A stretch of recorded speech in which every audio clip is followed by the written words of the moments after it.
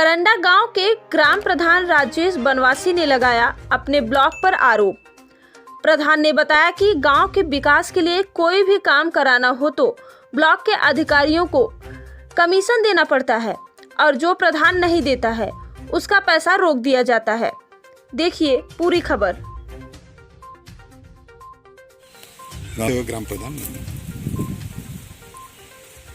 परिचय बताएं। हमारा नाम राजेश बनवासी है, मैं करंडा का ग्राम प्रधान हूँ। भ्रष्टाचार के विषय में बता रहे थे आप, क्या है भ्रष्टाचार का मामला? भ्रष्टाचार का मामला ये है कि यहीं पर जो विकास, ये खंड विकास बना हुआ है, इस विकास के अंदर जो ईमानदार लोग हैं, जो सही काम कराना चाहते हैं, अगर वो जाएंगे अपनी बात को कहने के लिए, तो यहाँ बिना पैसा की लेन देन की कोई बात करने वाला नहीं है और बिना पैसा दिए लिए एक जगह से दूसरी जगह फाइल नहीं बढ़ सकती है।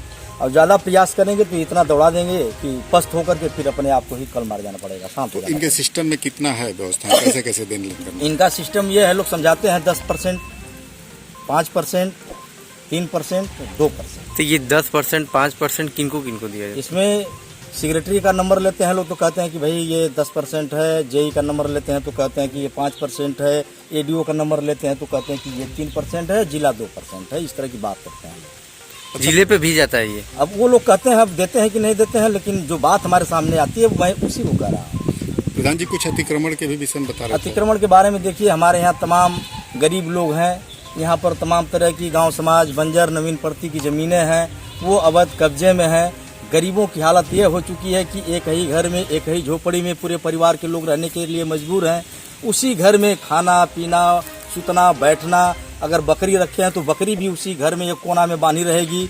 अगर घर किसी का सरकारी बन गया तो उसके मतलब सामने आंगन तक नहीं है कि चरपाई वो डाल ले, कूड़ा करकट रखने की ज़मीन नहीं है। यानी गरीबों की हालत हमारे यहाँ जानवरों से भी बदतर हो चुकी है। लोग त्रस्त होकर पस्त हो चुके हैं, अब उनको कहीं से कोई रास्ता दिखाई नहीं दे रहा। सरकार तो तमाम तरह की योजनाएं गरीबों हम सरकार से चाहते हैं, हमारी अपेक्षा भी है, हम चाहते हैं कि सरकार जो है कि हम लोगों के बातों को ध्यान से सुने और जो हमारी समस्या है उसका समाधान कराए, ताकि हम लोग भी गरीब समाज के लोग इंसान की तरह अपना जिंदगी गुजर बसर कर सकें। तो क्या आवास की योजनाएं जो सरकार द्वारा चलाई गई, ये जमीन के अभाव में ध्वस्त पड़ जा रही है, नहीं किसी का बन पा रहा है या कैसे? कुछ लोग ऐसे हैं, अब जमीन नहीं थी तो जो मानक था आवास बनाने का, तो अब वो मानक के हिसाब से आवास नहीं बना। जितनी जमीन थी उतने में अपना बना लिए, छोटा मोटा कोठरी बनवा लिए। नहीं तो उसमें तो एक रूम था, एक तो बरामदा था, एक तो किचन थी। तो अब उस तरह की जमीन नहीं चाहिए, लेकिन जमीन के अभाव में अब जैसे हो गया वैसे बन गया। इसके बाबत आपने कुछ किया?